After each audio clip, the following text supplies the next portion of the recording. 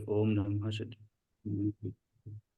नमो अरिहंताणं नमो सिद्धाणं नमो आयर्याणं नमो उवज्झायाणं नमो लोये सव्यसाहुणम् मंगलम भगवान वीरो मंगलम गौतमो घड़ी मंगलम कुंद कुंदार्यो जैन धर्मोस्तु मंगलम सर्वमंगल मांगल्यम सर्वकल्याणकारकम प्रधानम सर्वधर्माणां जैनम जयतु शासनम जैनम जयतु शासनम मोक्षमार्गस्य नेतारं वेत्तारं कर्मभूव्रतां ज्ञातारं विश्वतत्त्वानां वन्दे तद्गुणलब्धये वन्दे तद्गुणलब्धये। तत्वार सूत्र नाम का ये महाशास्त्र, इसमें अपना चल रहा है पांचवा अध्याय। और हमारा लास्ट क्लास तक 22 सूत्रों तक हो चुका था। आज हमें 23वें सूत्र से करना है उद्गल द्रव्य के बारे में। उपकारों के प्रकरण में बार बार पुद्गल द्रव्य की चर्चा हुई है, अतः अब पुद्गल द्रव्य के स्वरूप पर विचार करते हैं। सूत्र नंबर 23। स्पर्श रस गंध वर्णवंतः पुद्गलाः। क्या कहते हैं कि पुद्गल द्रव्य स्पर्श रस गंध और वर्ण वाला है। स्पर्श रस गंध वर्णवंत, वंत का मतलब वाला, तो स्पर्श रस गंध वर्ण वाला है। कौन? पुद्गल द्रव्य। जो स्पर्शन इंद्रिय के माध्यम से छूकर जानना चाहता है उसे पुद्गल द्रव्य का स्पर्श गुण कहते हैं। अब यहाँ हर गुण के बारे में, स्पर्श रस गंध वर्ण के बारे में पूरा डिटेल में समझेंगे। तो जो छूकर जानते हैं उसे कहते हैं स्पर्श गुण, और ये 8 प्रकार का होता है। स्निग्ध रुक्ष, स्निग्ध का मतलब होता है चिकना, रुक्ष का मतलब रूखा। शीत यानी ठंडा, उष्ण गर्म, कोमल कठोर हल्का और भारी। स्पर्श के इन 8 प्रकारों को हम निम्नांकित 4 युगलों में भी प्रस्तुत कर सकते हैं। स्निग्ध रुक्ष, शीतोष्ण, कोमल कठोर और हल्का भारी। अब इनमें जो ये 4 प्रकार हैं, ये बेसिकली क्या है कि ये पर्याय हैं, है ना। कि कैसे कि एक समय में एक ही होता है। जो ये रूखा, या तो रूखा होगा या चिकना होगा, या तो शीतल होगा या उष्ण होगा, या कोमल होगा या कठोर होगा, या हल्का होगा या भारी होगा, है ना। और जो रसना इंद्रिय के माध्यम से चखकर जाना जाता है उसे पुद्गल द्रव्य का रसगुण कहते हैं। ये 5 प्रकार का है: खट्टा, मीठा, कड़वा, कशेला और चरपरा। जो घ्राण इंद्रिय के माध्यम से सूंघकर जाना जाता है उसे पुद्गल द्रव्य का गंध गुण कहते हैं। और वह गंध 2 प्रकार का होता है, 2 प्रकार की है: सुगंध और दुर्गंध। जो चक्षु इंद्रिय के माध्यम से देखकर जाना जाता है उसे पुद्गल द्रव्य का वर्ण गुण या रूप गुण कहते हैं। वह वर्ण 5 प्रकार का है: काला, नीला, लाल, पीला और सफेद। बाकी के जो ये दिखते हैं ना, जो हमें कलर, जिसको हम आइडेंटिफाई करते हैं, पिंक और वायलेट, इंडिगो, है ना, ग्रीन, ये सब क्या है? ये पांचों कलर से मिले हुए ही वो सारे कलर हैं जो भी हमें दिखाई देते हैं।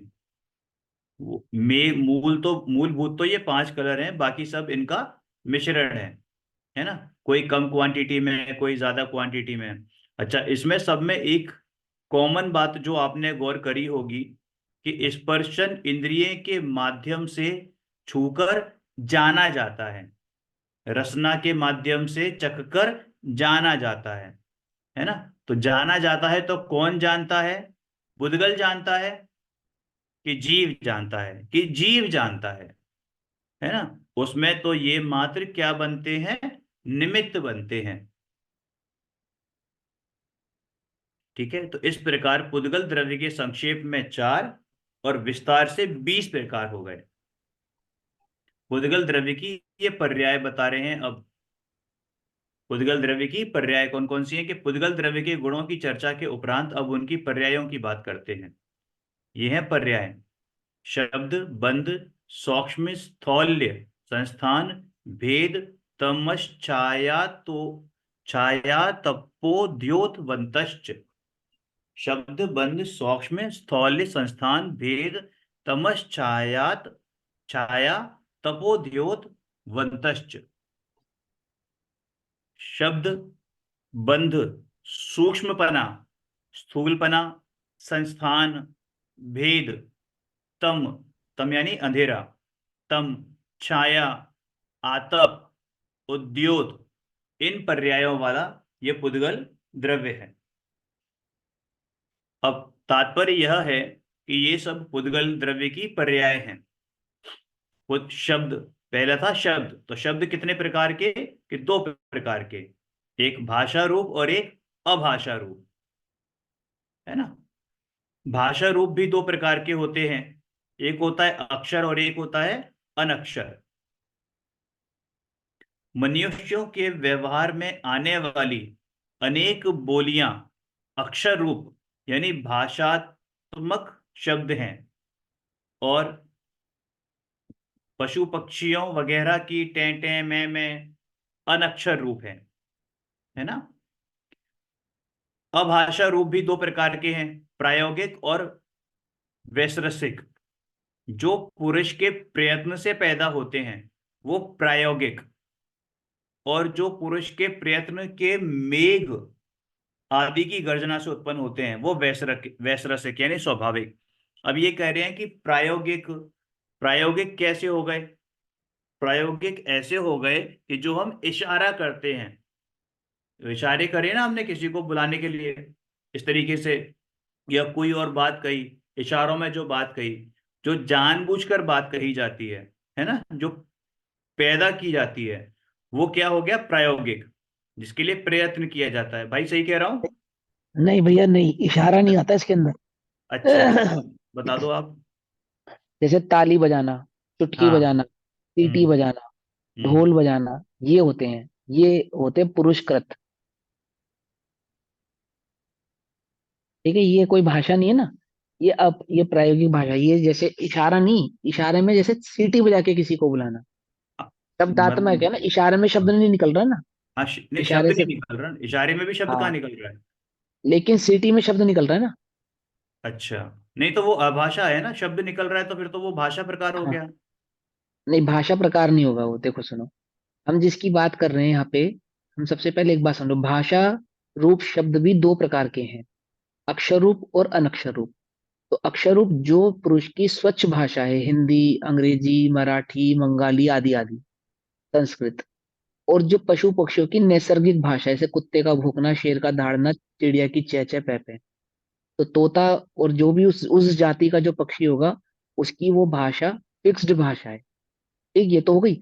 अब मनुष्य के व्यवहार में आने वाली अनेक बोलियां अक्षर रूप हो गई, और पशु पक्षियों के उसमें आने वाली प्रायोगिक हो गई। अब वो जो अभाषा रूप शब्द भी दो प्रकार का है। जो अभाषा रूप शब्द दो प्रकार का है, वो कौन कौन से दो प्रकार का बताया इन्होंने? एक पेज पलट दिया क्या आपने? हाँ, अभाषा रूप शब्द दो प्रकार का है, प्रायोगिक और वैश्रसिक यानी कि स्वाभाविक। तो जो स्वाभाविक है वो तो है जैसे बिजली का कड़कना, बादल का गरजना, वो तो स्वाभाविक होता है। हवा के चलने से भी आवाज होती है ना, जब हवा चलेगी तो पेड़ों से या कंदराओं से जब टकराएगी, गुफाओं से जब टकराएगी, तो स्वाभाविक रूप से वहां एक आवाज आएगी।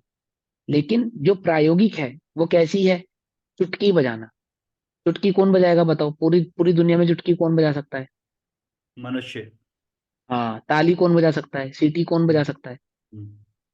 तो ये जो जो पुरुष के प्रयत्न से पैदा होते हैं, आपके प्रयत्न से पैदा होगी वो सीटी बजाने की, ताली बजाने की, अथवा चुटकी बजाने की जो भाषा। ठीक है ना।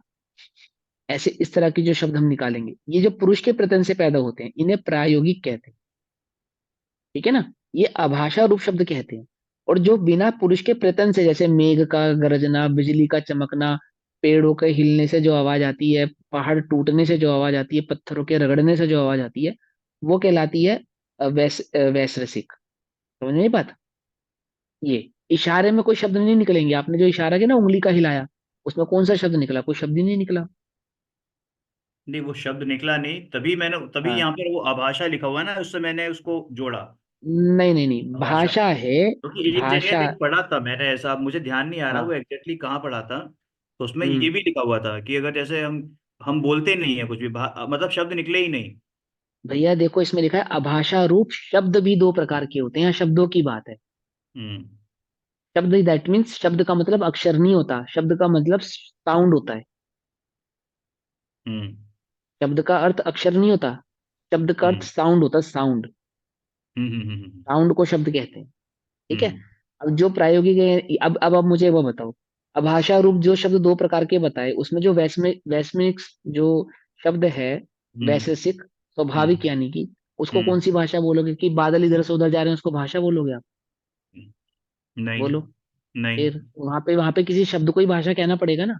हम्म। यानी कि मेघ गरजेगा तभी भाषा कहलाएगी ना। पानी हम्म। जो बरसात बरसेगी और बरसात के टपकने की जो टप टप टप टप ऐसे आवाज आएगी, वही भाषा कहलाएगी ना। हम्म। है ना, मेरी बात समझ रहे हो? स्वाभाविक तो तभी कहलाएगी ना, अदरवाइज तो, और तो खाली बादलों के इधर से उधर जाने को तो आप भाषा नहीं कह सकते। नहीं। अथवा पेड़ से पत्ता टूटने को तो आप भाषा नहीं कह सकते, वहां कोई हम्म। साउंड होगा तभी भाषा कहलाएगी वो। हम्म। तो मनुष्य कृत यानी जो पुरुष के प्रयत्न से पैदा होगी, वो क्या है? उंगली का इशारा नहीं है वो। वो है आवाज आना चुटकी। चाहिए, मतलब बेसिकली आवाज आनी आवाज चाहिए, आनी चाहिए। हाँ, चुटकी बजाना, सीटी बजाना, ताली बजाना, या इस तरह की कोई आवाज करना, ये जो कोई शब्द नहीं है वो, मतलब कोई शब्द है, कोई संस्कृत शब्द नहीं है वो हम्म। साधारण एक तात्कालिक प्रयत्न से की गई आवाजें हैं। ऐसा। ठीक है ना, ये चीज। तो ये भी बता दो आप, बंद। बंध भी दो प्रकार के हैं, वैशेषिक और प्रायोगिक। जो बंध बिना पुरुष के प्रयत्न से स्वयं होता है, उसे वैशेषिक बंध कहते हैं। जैसे पेज पलट गया। नहीं वही है, तो थोड़ा छोटा हाँ। किया है मैंने तो, बड़ा हो हाँ, रहा था। जैसे जैसे पुद्गलों के स्निग्ध और रुक्ष गुणों में निमित्त से स्वयं ही बादल, बिजली और इंद्रधनुष वगैरह बन जाते हैं। देखो, ये बंध भी दो प्रकार के होते हैं, पुद्गल के संदर्भ में बता रहे हैं ये। हम्म। पुद्गल के संदर्भ में बता रहे हैं ये। यहाँ पे बंध का मतलब जीव का कर्म बंद होना, उसकी बात। या नहीं। पुद्गल की संदर्भ बता रहे हैं, पुद्गल में किस प्रकार की क्रियाएं पैदा होती हैं। हम्म। पुद्गल की क्रियाएं हैं ये। तो हम्म। जो जो पुद्गल माने पुद्गल, एक पुद्गल दूसरे पुद्गल से जुड़कर जो एक पर्याय पैदा करे, उसका नाम यहाँ पे बंध है। अच्छा। ठीक है ना, पुद्गल के पुद्गल से घर्षण होने पर जो आवाज आए, उसका नाम भाष शब्द है। और पुद्गल से पुद्गल के जुड़ने पर जो पर्याय प्रकट हो, उसका नाम हम्म। बंध है। हम्म। तो जो पर्याय यानी कि जो पुद्गलों के बंधने से पैदा होता है, जैसे बादल, हवा और पानी के मिश्रण से बनता है बादल। दो बादलों के आपस में टकराने से पैदा होती है बिजली। और हम्म। बादलों से जब लाइट यानी प्रकाश छनकर आता है, तो पैदा होता है इंद्रधनुष। इस हम्म। प्रकार पुद्गल से पुद्गल के मिलने पर जो पर्याय पैदा होवे स्वाभाविक रूप से, उसे कहते हैं वैशेषिक शब्द बंध। हम्म। और पुरुष के प्रयत्न से होने वाला बंध प्रायोगिक बंध है। उसके भी दो रूप हैं, अजीब, एक अजीब का बंध, जैसे लकड़ी और लाख का बंध। जैसे कड़ा बना दिया, हम्म। पुद्गल में पुद्गल से, है ना, चूड़ी बना दी, आदि आदि। हम्म। और जो जीव और अजीब का बंध होता है, आत्म प्रदेशों से कर्मों का बंधना, आदि आदि, वो जीव अजीब का बंध है।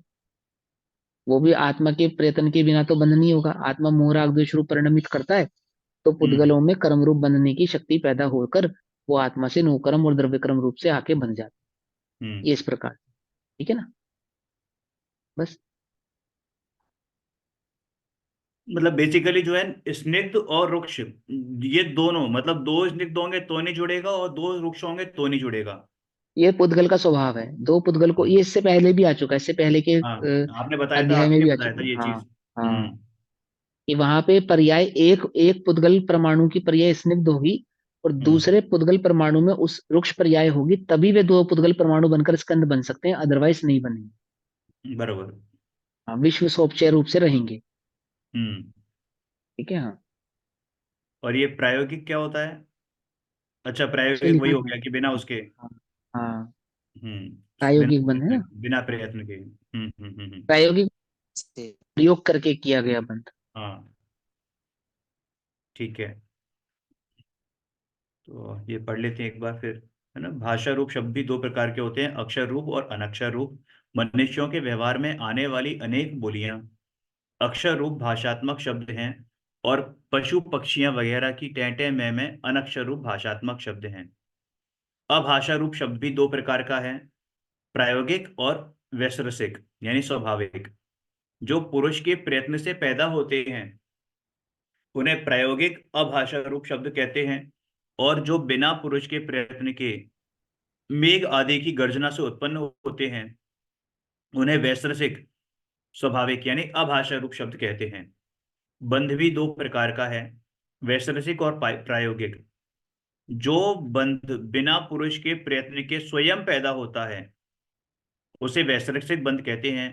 जैसे पुद्गलों के स्निग्ध और रुक्ष गुणों के निमित्त से स्वयं ही बादल, बिजली, इंद्रधनुष वगैरह बन जाते हैं। पुरुष के प्रयत्न से होने वाले प्रायोगिक बंध हैं, उनके भी दो भेद हैं, एक जीव अजीव का बंध और एक जीव का बंध। जैसे लकड़ी और लाख, मतलब कोई भी दो चीज हमने चिपका दी तो वो क्या हो गया, प्रायोगिक हो गया। और जीव और अजीव का बंध, ये भी पुरुष के, अब कहेंगे कि पुरुष के प्रयत्न से कैसे होता है कि भाई हम अपने स्वरूप से च्युत होते हैं तो जो कर्म है वो आके बनते हैं हमसे, चिपकते हैं, है ना। तो कर्म और नौ कर्म का बंध। सूक्ष्मपना दो प्रकार का है, एक सबसे सूक्ष्म जैसे कि परमाणु, और दूसरे आपेक्षिक। आपेक्षिक का मतलब कि एक की अपेक्षा से दूसरा सूक्ष्म है। वैसे जैसे सेब, सेब से सूक्ष्म आंवला और आंवले से सूक्ष्म बेर, है ना। तो ये क्या हो गया, आपेक्षिक यानी रेफरेंस से बात करी गई है। स्थूलपने भी आपेक्षिक है, मतलब सबसे अधिक, और फिर जैसे सबसे समस्त जगत में व्याप्त महास्कंद। और दूसरा है आपेक्षिक स्थूल, ठीक है। सबसे अधिक स्थूल है जैसे समस्त जगत में व्याप्त महास्कंद, और दूसरा है आपेक्षिक स्थूल यानी एक के मुकाबले, जैसे बेर से स्थूल आंवला और आंवले से स्थूल सेब।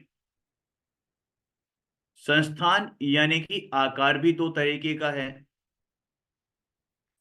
इत्थम लक्षण संस्थान और अनित्थम लक्षण संस्थान। गोल, चौकोर, लंबा, चौड़ा आदि आकारों को इत्थम लक्षण संस्थान कहते हैं, क्योंकि इन्हें कहा जा सकता है ना। और जिस प्रकार को कहना शक्य ना हो यानी कि संभव ना हो, शक्य का मतलब संभव ना हो, ऐसे बादलों में अनेक प्रकार के आकार बनते बिगड़ते रहते हैं। इन्हें अनित्यम यानी कोई स्पेसिफिक डिजाइन नहीं है, उसका मतलब कोई परिभाषा नहीं है कि उसको क्या आकार दिए, क्या आकार का नाम दें, है ना। तो उनको क्या, अनित्यम लक्षण संस्थान। ये फिफ्थ पॉइंट समझ नहीं आया। जो ऊपर दिया ना, जिसे अपने जो हम ज्योमेट्री पढ़ते हैं तो उसमें क्या होता है, ये होता है ना, गोल, चौकोर, लंबा, चौड़ा, हाइट, ब्रेड, लेंथ, है ना, क्यूब, क्यूबॉइड, स्क्वायर, रेक्टेंगल, त्रिकोण। तो ये सब क्या है, ये कहे जा सकते हैं ना, ये सारे आकार आप इनको बोल सकते हो। अभी बादलों का आकार पूछे तो क्या बताओगे, क्या आकार है बादल का, कोई कुछ भी नहीं है। आकार है, नहीं नहीं। है, है ना। तो ऐसे हम्म। ही जिन चीजों के आकार बनते बिगड़ते रहते हैं, कोई स्पेसिफिक आकार नहीं है, ठीक है ना। तो वो क्या हो गए, हम्म। अनित्यम, अनित्यम। अनित्यम। और जैसे जैसे आपने जर्नली किसी का आकार समझाना हो तो आप क्या कहोगे, वो आंवले जितना बड़ा था, या सेब जितना बड़ा था, है ना, ऐसे हाँ। ऐसे, ये तरबूज हम्म। जितना बड़ा था, ऐसा। या कोई ये कहेगा रेक्टेंगुलर था, ट्रायंगुलर हाँ था, कहते हैं। ये तो बोल सकते हो। अब किसी के आकार को आपने कहा कि जैसे बादल का आकार होता है ऐसा आकार था उसका, जैसे दूध का आकार होता है ऐसा आकार था उसका, कुछ हो ही नहीं अथवा जैसा सकता पानी का मतलब। आकार होता है ऐसा था उसका आकार। तो पानी हम्म, का, दूध का, बादलों का आकार होता है या नहीं होता इनका? नहीं होता। तो इन्हें आकार इत्थम होता है, लक्षणम आकार तो होता है। संस्थान। आकार होता है, आकार होता है, पर कह नहीं सकते। अच्छा। आकार तो हम्म। बादल का कोई ना कोई आकार तो होता है, लेकिन निश्चित नहीं हम्म। होता। पानी का भी कोई ना कोई निश्चित आकार नहीं। बनेगा, है ना, दूध हम्म। का भी कोई ना कोई आकार बनेगा, पर वो आप तो जिस निश्चित नहीं कह बर्तन में सकते। डालेंगे उसका बन जाता है ना आकार तो। हाँ तो आकार है ना, दैट मीन्स उसमें आकार तो है, लेकिन कह नहीं हाँ। सकते। तेल का, दूध का, घी का, पानी का, बादलों का, इनके आकार को कहा नहीं जा सकता, लेकिन किसी गिलास के चीज आकार को में। कह सकते हैं। हाँ, गिलास को कह सकते ऐसा, हैं। एक गिलास पानी लाना, हम्म। पानी कितना लाए थे? 1 गिलास बराबर। 1 कप चाय में 1 चम्मच चाय थी, ऐसा कहते हैं ना लोग। तो हम्म। चम्मच चम्मच का आकार निश्चित है, चाय का आकार निश्चित नहीं है। तो चाय के हम्म। आकार को समझाने के लिए चम्मच का उदाहरण लेना पड़ा। ये पर्पस क्या है, ये आकार और ये पढ़ने का? ये पुद्गल के पुद्गल बारे बता में रहे हैं, बताया जा रहा है ना। पुद्गल की क्वालिटी समझा रहे हैं कि पुद्गल में किस प्रकार की पर्याय होती है। और ये जो ऊपर ठीक। बंध लिखा हुआ है ना, बंध तो हम कर्मों की बंध को कहते हैं। हाँ, तो बंध माने बंधना भी होता है और बंध माने जुड़ना बंधन भी होता होता है। है। हाँ, और जुड़ना भी बंध माने होता है। जुड़ना भी होता है। हाँ, तो वहां दोनों चीजें समझा रहे हैं कि दो चीजों के जुड़ने से क्या बनता है, और दो हम्म। चीजों के जुड़ने से एक बंध भी होता है, और दो चीजों के मतलब जुड़ने से एक तीसरी नवीन प्रकार की पर्याय भी उत्पन्न होती है। आपको तो मोबाइल क्या है? ये दो पुद्गलों के जुड़ने से ही तो बना है ये। पुद्गल।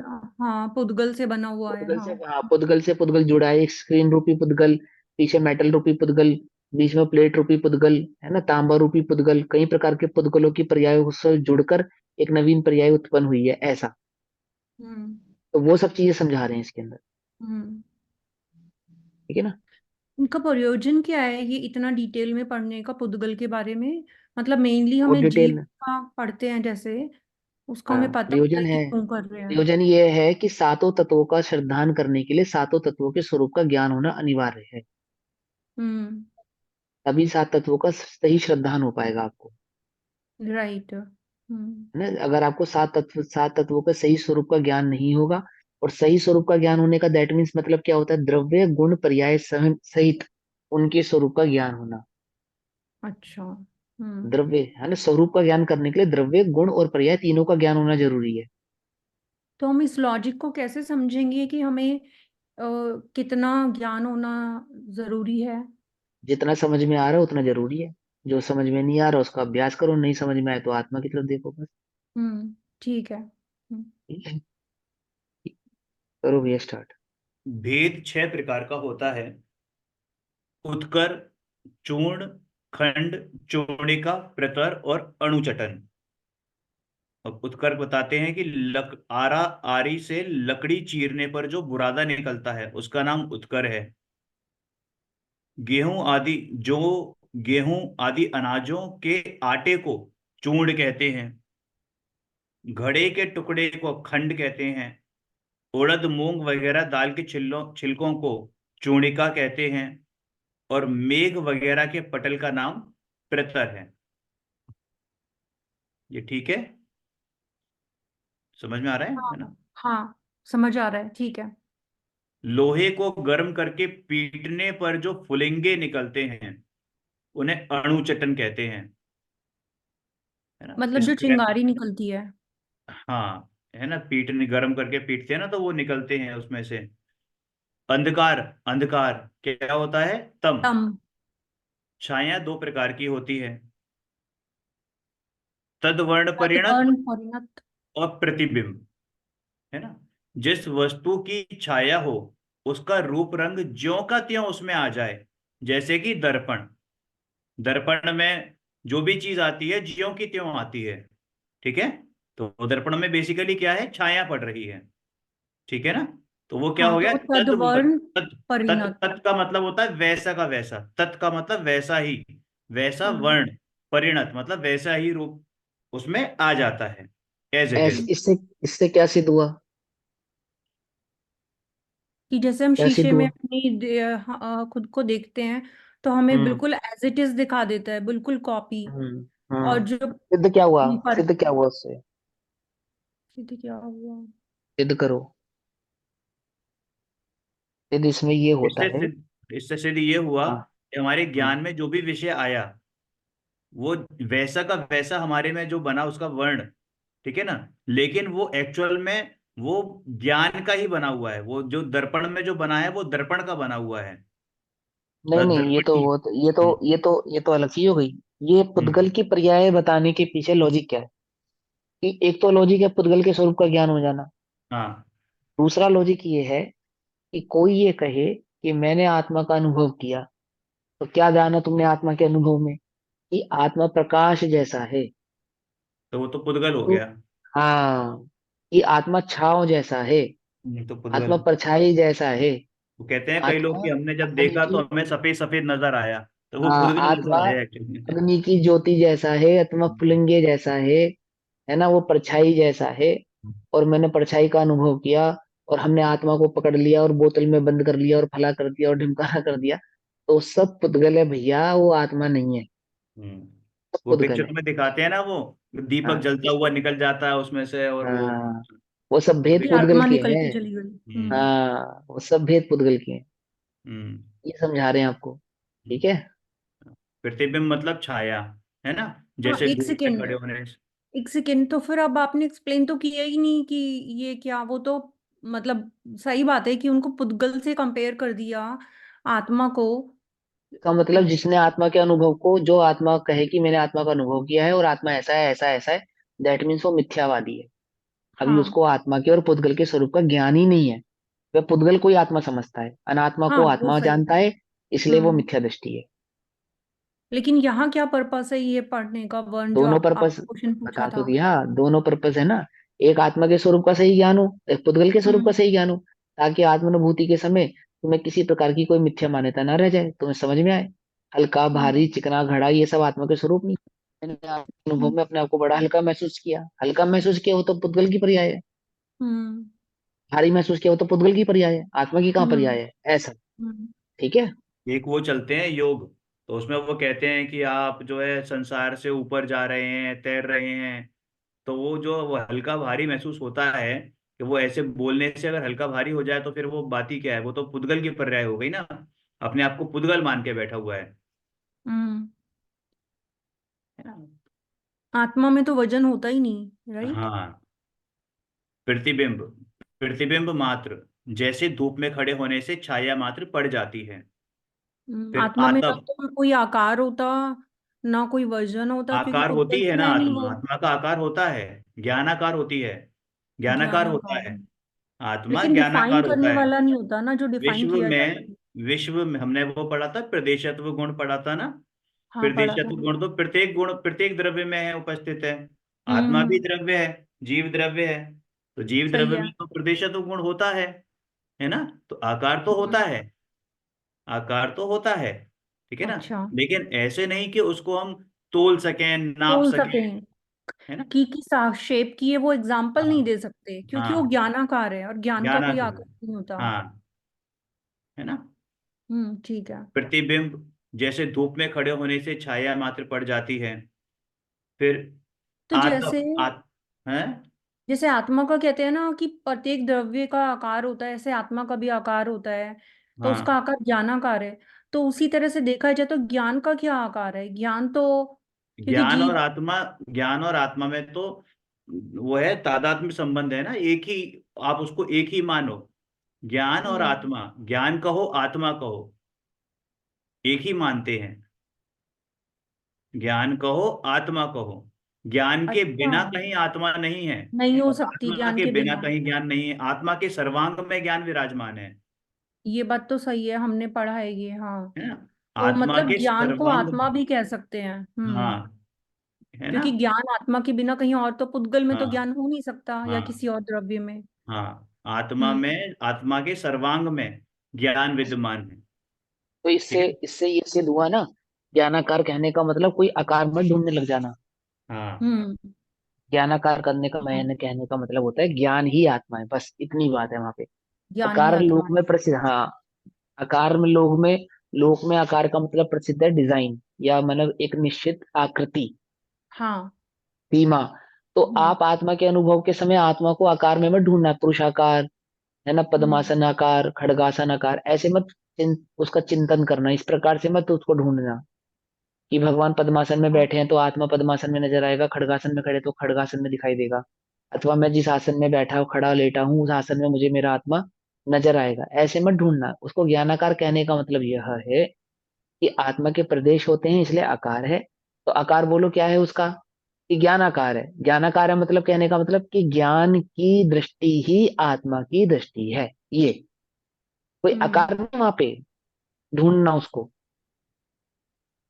सही बात है। पकड़ में ही बात नहीं। हाँ, तो जो तुम्हें हाँ। ज्ञान का उद्गम हो रहा है, ज्ञान का प्रकाश, यानी जो तुम्हें ज्ञान की सिद्धि हो रही है, यही आत्मा की सिद्धि। हम्म। लोक में किसी पुरुष की सिद्धि वर्ण के आधार से होती है, तो आत्मा की सिद्धि किसी वर्ण रूप रसगंध स्पर्श के आधार से ना होकर ज्ञान के आधार से होती है, उसको ज्ञानाकार कहते हैं। हम्म। क्लियर हुई बात? हाँ, जैन तत्व परिचय में हाँ पढ़ा था, लेकिन इस एंगल से इस हाँ तरह से नहीं समझा पड़ा था। हाँ, अभी समझ में आ अभी गई ना? समझ हाँ, अब समझ में आ गई अच्छे से। हाँ, चलो आगे। है ना। चंद्रमा वगैरह के सूर्य के प्रकाश को आतप कहते हैं। चंद्रमा वगैरह के शीतल प्रकाश को, यानी जो गर्म गर्म होता है वो आतप है, और जो ठंडा शीतल प्रकाश है उसको उद्योत कहते हैं। और ये सब पुद्गल की ही पर्याय हैं। ध्यान हम्म। रहे, अणु पुद्गल द्रव्य है। अणु यानी परमाणु पुद्गल द्रव्य है, और स्कंद पुद्गल द्रव्य की समान जाति द्रव्य पर्याय है, जिसके बारे में हम आगे पढ़ेंगे। स्पर्श रस गंध और वर्ण ये पुद्गल द्रव्य के गुण हैं, और शब्द बंध और सूक्ष्मत्व आदि स्कंद रूप पर्यायों के प्रकार हैं। पुद्गल के भेद। पुद्गल द्रव्य के गुण और पर्याय की चर्चा के उपरांत अब उनके भेदों की चर्चा करते हैं। तो पुद्गल दो प्रकार के होते हैं, अणु और स्कंद। अणवः स्कंदाश्च, है ना। अणु या परमाणु, अणु कह लो या परमाणु कह लो। अब यहाँ अणु और परमाणु वो साइंस वाले एटम अणु परमाणु नहीं है, एटम और मॉलिक्यूल, है ना, वो नहीं है। वो भी स्कंद रूप है, जो वो साइंस में बताया था ना, वो भी स्कंद है। पुद्गल के सबसे छोटे से छोटे भाग को अणु या परमाणु कहते हैं, जो इनडिविजिबल हो, यानी कि अविभाज्य, इसका कोई भाग नहीं कर सकता। ये परमाणु ही मूलतः पुद्गल द्रव्य है। यह एक प्रदेशी ही होता है। एक प्रदेशी अणु को अप्रदेशी भी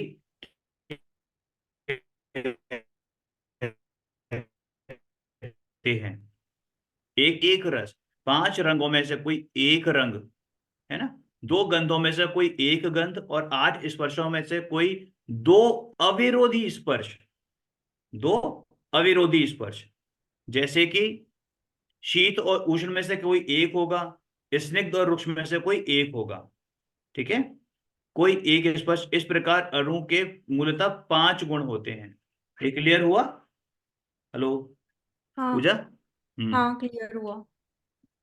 स्कंद, अनेक पुद्गल परमाणुओं के पिंड को स्कंद कहते हैं। ये स्कंद एक से अधिक परमाणुओं, एक से अधिक दो परमाणुओं से लेकर अनंत परमाणुओं के हो सकते हैं, होते हैं, हो सकते हैं, है ना। मतलब दो परमाणुओं का भी जुड़ना वो स्कंद हो गया, और अनंत पुद्गल परमाणु अगर जुड़ेंगे तो वो भी स्कंद बना सकते हैं। वस्तुतः ये स्कंद पुद्गल द्रव्य नहीं, पुद्गल द्रव्य की पर्याय हैं। मूलतः पुद्गल द्रव्य तो अणु या परमाणु ही है। यद्यपि अणु भी रूपी है, तथापि अत्यंत सूक्ष्म होने के कारण चक्षु इंद्रिय से दिखाई नहीं देता। वो केवल ज्ञान का विषय होता है ना। ये कहाँ गए?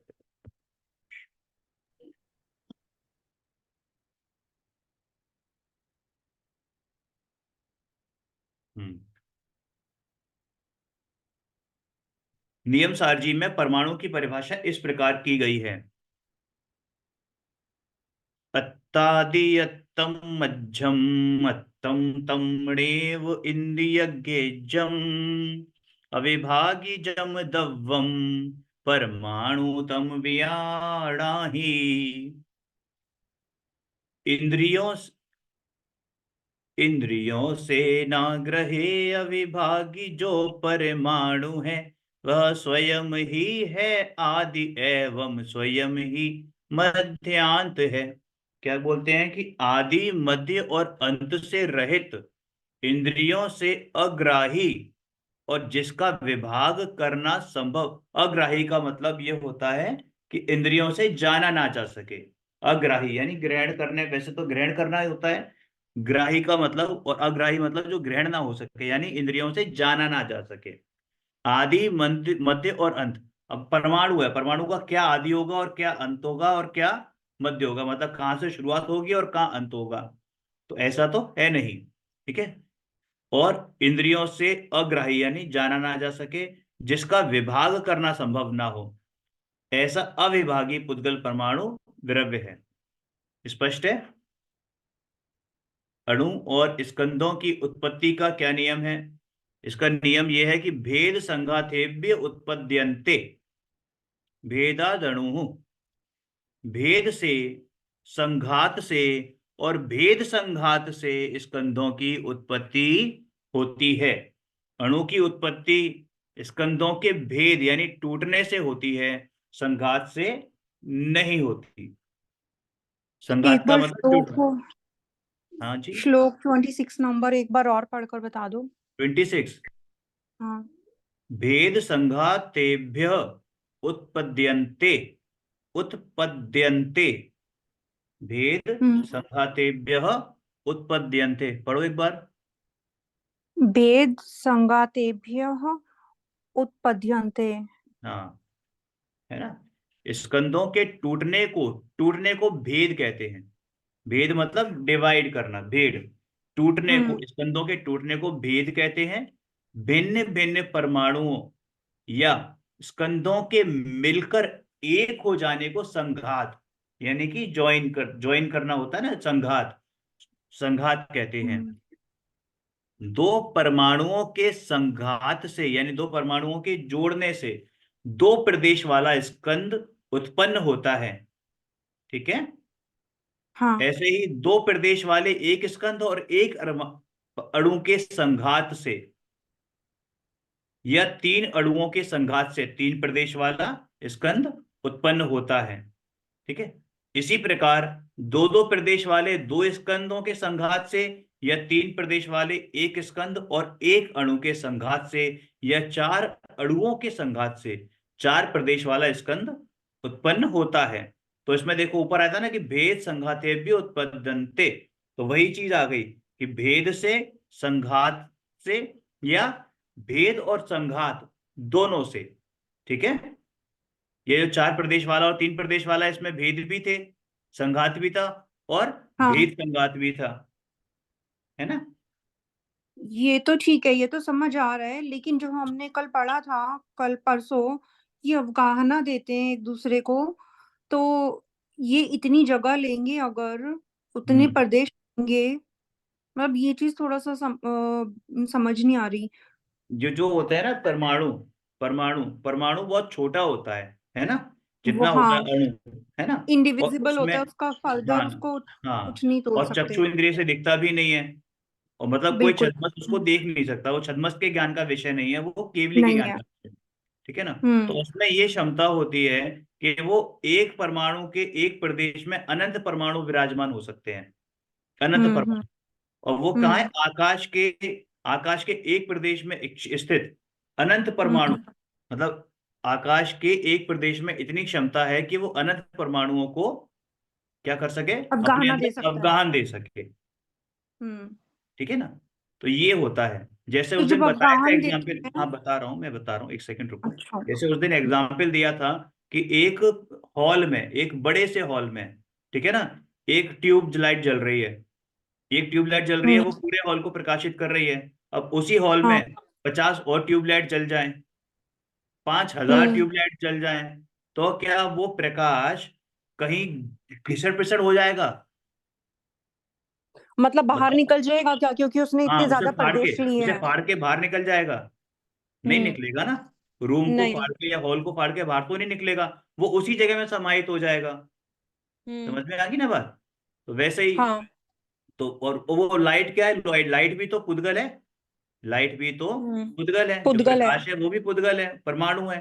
तो अब उससे हम्म। अंदाजा लगा सकते हो कि वैसे ही एक प्रदेश में हम्म। अनंत पुद्गल परमाणु समाहित हो सकते हैं, उनको जगह मिलती है। तो फिर ये क्यों लिखा है कि जितने जितने होते हैं अणु, उनके संघात से उतने उतने प्रदेश वाले स्कंद उत्पन्न होते वो हैं। जुड़ना आ, और जुड़ना, जुड़ना और विघटन होना, ये पुद्गल हम्म। परमाणुओं का विशेष गुण है। जुड़ना और विघटन होना, पुद्गल का हाँ। नाम ही ये है। पुद्गल का नाम ही ये है। पुद का मतलब होता है जुड़ना और गलने का मतलब विघटन होना उनका। तो ये विघटन मतलब? विघटन मतलब डिवाइड होना, अच्छा। डिवाइड होना, है ना, टूटना, संघात अलग हो होना। जाना, नहीं नहीं, अलग हो भेद जाना। होना, बोध होना। हाँ, है ना। संघात जुड़ने को कहते हैं, ठीक है। हाँ, तो मतलब वहां पे जो ये लिखा है ना कि अब वो जुड़ जो रहे हैं होता तो है, संघात हाँ बनेगा। हाँ, तो वो जो बिना जोड़े वाले हैं, वो जो अंदर है ना, एक के साथ एक जुड़े हुए हैं, एक के साथ एक में घुसे हुए हैं, ठीक है ना, हम्म। रहते हैं वो अपने अपने प्रदेशों में ही है। ऐसा नहीं कि वो अच्छा। एक एक दूसरे के प्रदेश में समा गए, एक का प्रदेश दूसरे में आ गया, फिर तो प्रदेश एक, अगर कोई एक प्रदेश में दूसरे का आ गया, दूसरा परमाणु आ गया, तो फिर हम्म। जो पहला वाले का था उसका प्रदेश क्या हो जाएगा, खत्म हो जाएगा। वो तो नष्ट हो जाएगा। तो फिर परमाणु भी तो नष्ट हम्म। होना चाहिए। हाँ, परमाणु भी, ऐसे तो विश्व नष्ट हो जाएगा फिर। हम्म। क्योंकि वो प्रदेश किसका है, ये भी अपने अपने प्रदेशों में ही रहते हैं। जैसे उस दिन एग्जाम्पल दिया था चीनी, उसका शिकंजी का एग्जाम्पल दिया था, आवाज आ रही है। हाँ। हाँ, शिकंजी का एग्जाम्पल दिया था ना, कि ऐसा लगता है कि नींबू भी उसी में ही है, चीनी भी उसी में ही है, पानी भी है, नमक भी है, हम्म। सब एक एक क्षेत्रावगाह है, लेकिन हम्म। सब अपने अपने क्षेत्र में है, अपने अपने हम्म। प्रदेशों में है। नींबू अलग है, चीनी अलग है, हम्म। पानी अलग है, और नमक अलग है, सबके प्रदेश अलग अलग हैं, लेकिन हाँ, दिखता कैसा है कि सब एक साथ ही दिखते हैं। इसका मतलब ये होगा ना कि जब वो जुड़ अलग अलग हैं तो अवगाहना देते हैं, लेकिन जब जुड़कर संघात बन गया तो अवगाहना नहीं देंगे। जैसे चेयर टेबल बनी है। कई ऐसे सूक्ष्म स्कंद भी होते हैं जो हम्म। हमारे ज्ञान का विषय नहीं है। सूक्ष्म स्कंद भी तो होते हैं, क्योंकि दो परमाणुओं से शुरुआत हो जाती है स्कंदों की, हाँ, बिल्कुल, हाँ। है ना? हम्म। तो वो भी जब देते हैं। अनंत होंगे तब वो हाँ, हमारे ज्ञान का विषय बनेंगे, जब अनंत परमाणु असंख्यात मिलके। पुद्गलों का जो समूह असंख्यात। है, हम्म। असंख्यात हम्म। असंख्यात हम्म। स्कंद, असंख्यात देखो, हम्म। सुनो स्कंद। सुनो सुनो सुनो सुनो, एक बात सुनो। असंख्यात होकर भी तुम्हारे ज्ञान का विषय ना बने, ऐसा भी हो सकता है। इतना ये छोटा हो। जो, हम्म। हाँ, ये सिर्फ ये पद्धति है समझाने की पद्धति। यहाँ पे जो बात समझा रहे हैं पहले वो समझो। हम्म। आकाश का एक प्रदेश, ठीक है। उसमें कितनी शक्ति है कि वे अनंत पुद्गल परमाणुओं को अनंत। अवगाहना दे सके। हम्म। तो ये कहना चाहते हैं यहाँ पे, ये बात समझाई जा रही है, मूल बात जो समझाई जा रही है कि आकाश के एक प्रदेश में अनंत पुद्गल परमाणु विराजमान हो, तो भी वे अणु रूप से हो, स्कंद रूप से ना हो, ऐसी पॉसिबिलिटी हो सकती है। हाँ, बस, स्कंद नहीं हुए समझे। क्योंकि संघात नहीं बना। हाँ, वो एक प्रदेश में अनंत रहते हुए भी अणु रूप हम्म। से ही रह सकते हैं। एक क्षेत्र अवगाहना हो गया दो परमाणुओं का, यानी दो अणुओं का, तो वे संघात ये स्कंद हो गए हैं, ऐसा नियम नहीं है। स्कंद होने का नियम यह है कि वे हम्म। दोनों आपस में जुड़े, चाहे वे एक और प्रदेशी जब, हो, चाहे वे आकाश के एक प्रदेश को ग्रहण करते हो, दो प्रदेश को ग्रहण करते हो, तीन प्रदेश को ग्रहण करते हो। बात ये नहीं ठीक है, है। बात तो सिर्फ इतनी सी है कि जब कोई पुद्गल परमाणु किसी दूसरे परमाणु से जुड़ेगा, जुड़ने के बीच उनकी युति होगी, युति कहलाती है, दोनों आपस में जुड़ेंगे, तो ही हम्म। वहां पे स्कंद ऐसा नाम पाएंगे। साथ रहने मात्र से स्कंद नाम नहीं पाते।